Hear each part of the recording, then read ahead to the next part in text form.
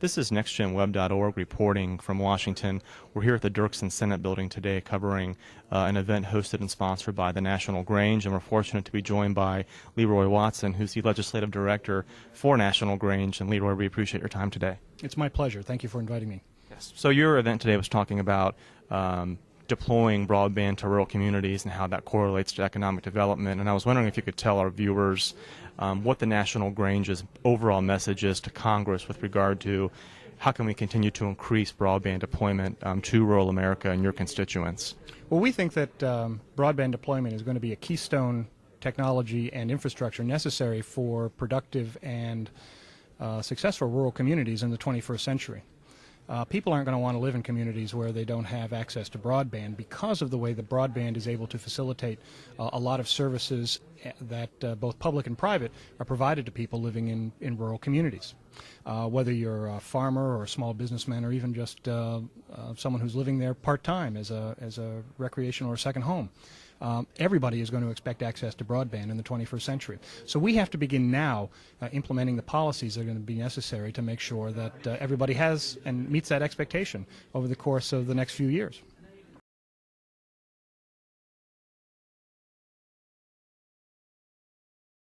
So basically, the National Grange has developed roughly about a 5-point program of goals and principles that we're bringing to members of Congress, to regulators at the state and local level as well as the national level, in order to help facilitate and form the questions that are necessary in order to get to from where we are to where we want to be, which is 100% penetration of broadband for everybody in America.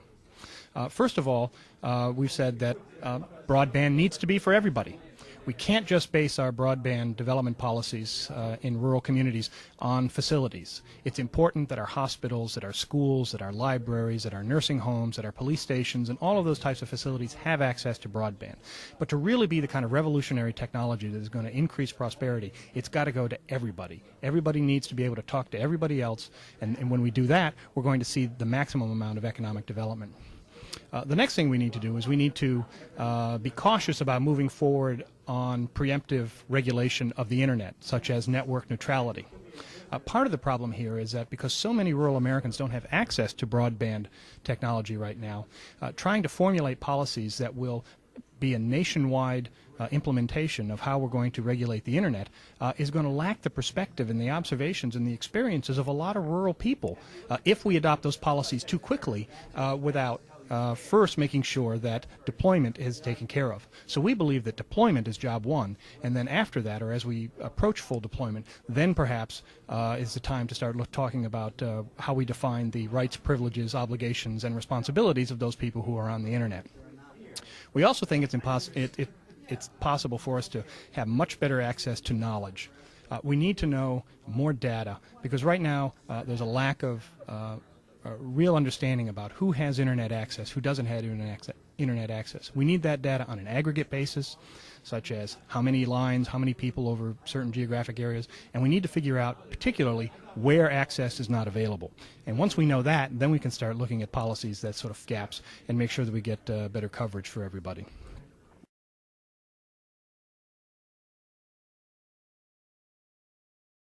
The next thing we need to talk about is making sure that we can find ways to aggregate demand in rural communities. The basic way that the Internet began being deployed by private companies and public entities in urban and suburban areas was they put the services out there and then hoped that people would come along.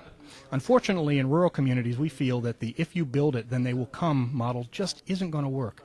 And we're not going to get people to commit the resources, either public or private, to develop the infrastructures until such time as we do more about being able to put the demand together and figure out who's going to use it and how they're going to use it before we invite people to come in and spend money to develop the networks and infrastructure.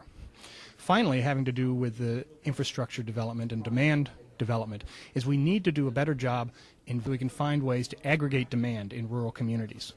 The basic way that the Internet began being deployed by private companies and public entities in urban and suburban areas was they put the services out there and then hoped that people would come along.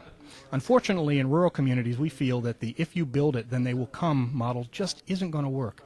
And we're not going to get people to commit the resources, either public or private, to develop the infrastructures until such time as we do more about being able to put the demand together and figure out who's going to use it and how they're going to use it before we invite people to come in and spend money to develop the networks and infrastructure.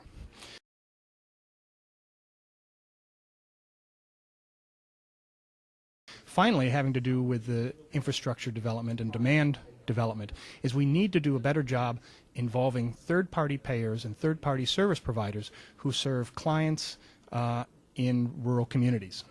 Right now, the internet model that is used to sort of help people decide whether or not they're going to participate in taking higher speed internet is based on the idea that you find an application that is directly of interest to a consumer, and that the entire decision-making process is simply between providing a service and a consumer who makes a decision.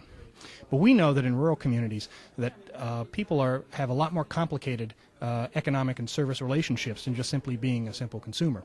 There are relationships such as insurance relationships and third-party payer and service provider relationships.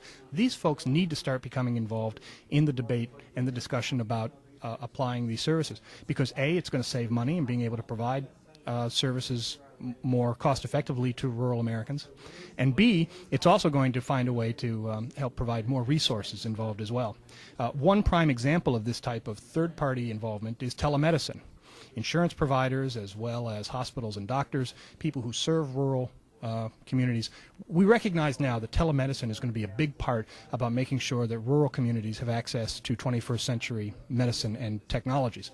But that's really only scratching the surface. We need to start looking more at the other opportunities for third-party payers and service providers to become more involved in these debates.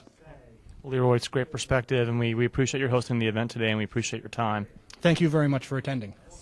This is NextGenWeb.org reporting from the Dirksen Senate Building here in Washington.